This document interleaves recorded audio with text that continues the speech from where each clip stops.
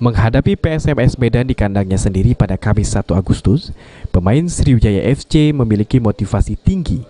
Pasalnya, sebelum menghadapi PSMS, Sriwijaya FC menang 1-0 melawan Persiraja di kandangnya sendiri. Pelatih Sriwijaya FC, Kashar tadi menjelaskan, sebelum berangkat ke Medan, dirinya sudah menginstruksikan kepada pemain untuk melakukan latihan terlebih dahulu.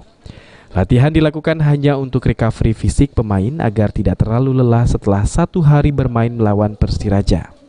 Menghadapi PSMS Medan, pemain SFC sudah dilatih bagaimana transisi menyerang ke bertahan.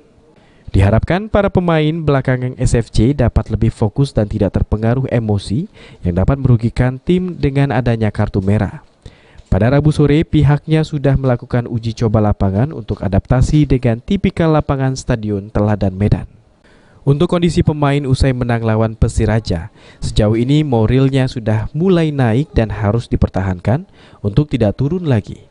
Sementara kondisi fisik pemain semuanya sudah baik terkecuali Airlangga Sucipto yang ditinggal di Palembang akibat cedera yang dialaminya.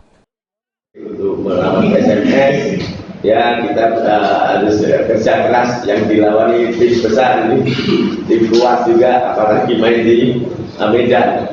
Jadi kita dari Sriwijaya kita hanya bisa akan bermain kerja keras.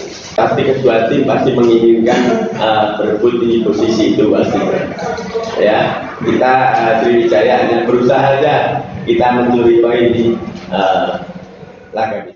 Sementara itu pelatih PSMS Medan Rahmat Gurning mengatakan, usai kalah melawan Babel United, mental pemainnya diharapkan dapat bangkit kembali.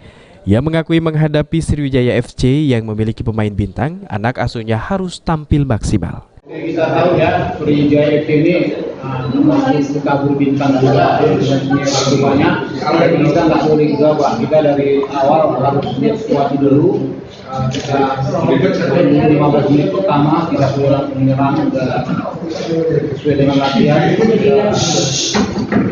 Sistemnya bertahan dulu, kita lihat situasi baru kita. Tim Liputan, PAL TV.